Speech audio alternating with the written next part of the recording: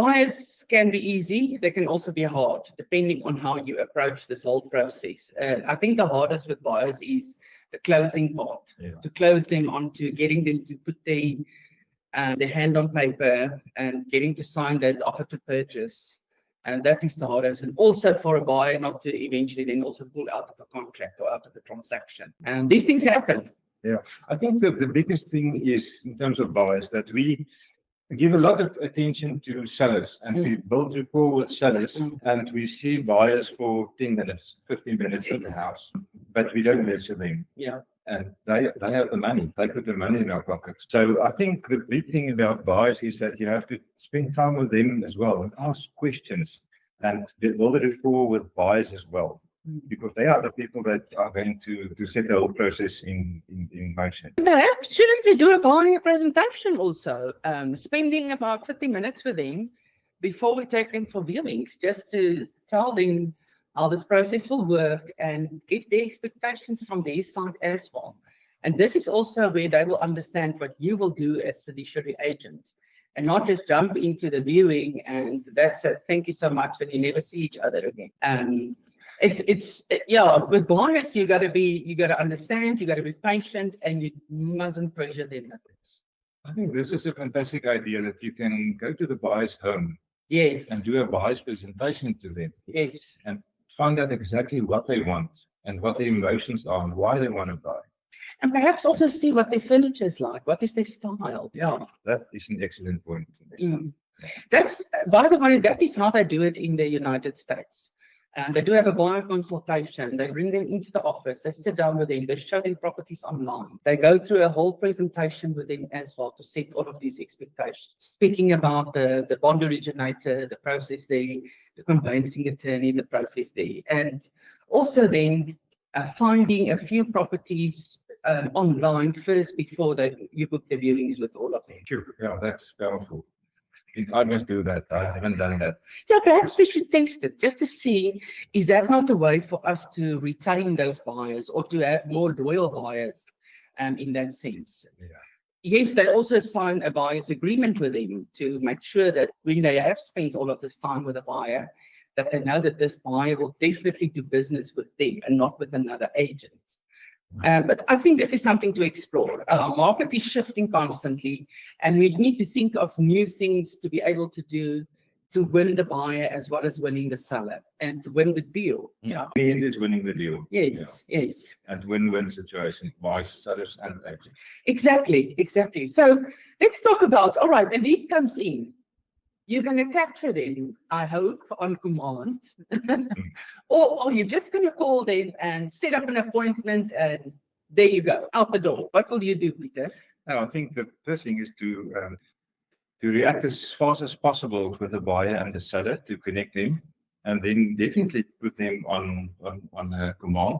Put them on a smart plan as buyers so that you can get the notification that you must phone them after a week or after 4 days. And send them an email after 2 weeks. Things like that. That's a brilliant idea. And keep in touch with them. Yes, yes. And I do want to say something about energy with buyers.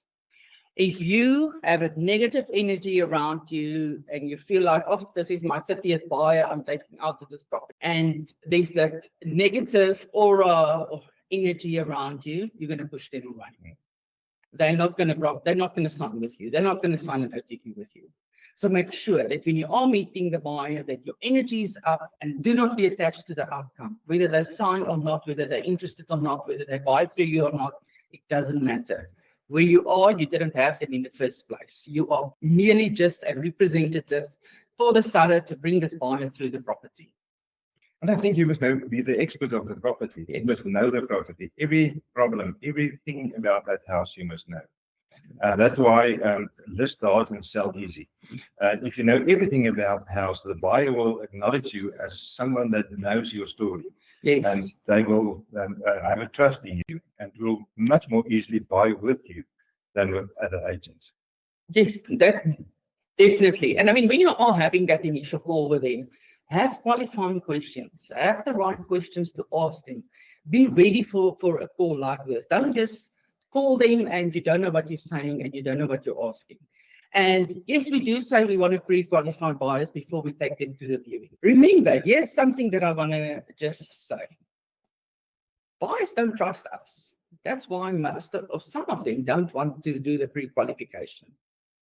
If it's a first-time home owner, they don't know how this works. They've never done it before. They don't know who to trust and who to trust not.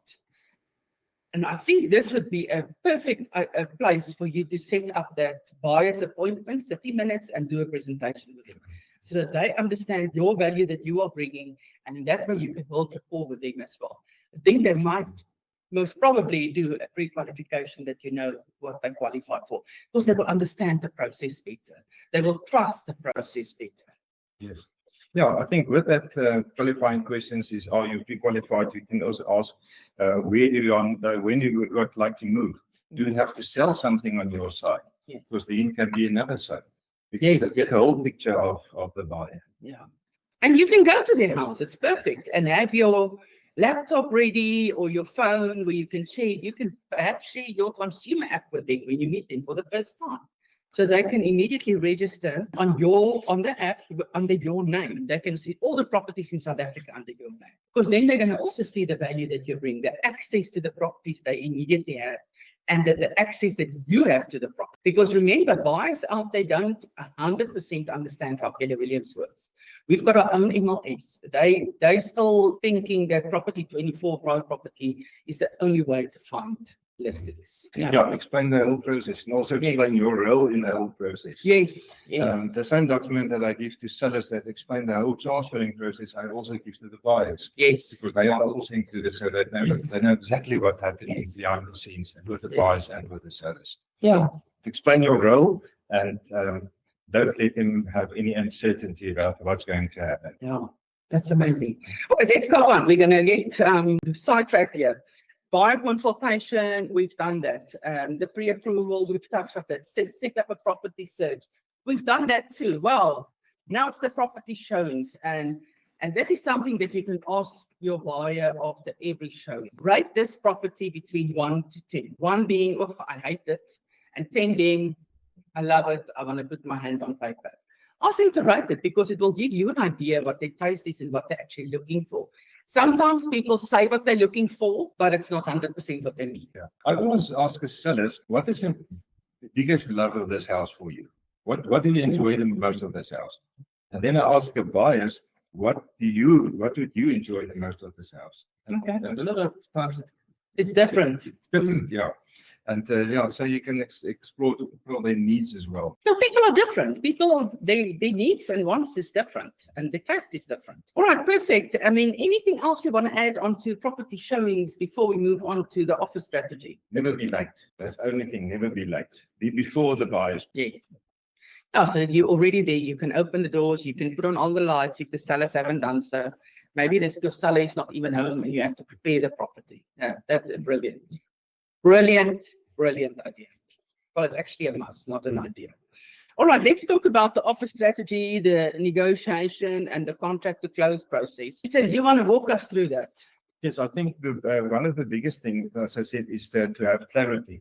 Once you have clarity and you convey that information to the buyer, and the buyers have clarity, it's easy to go through the process of negotiating the price and sit down.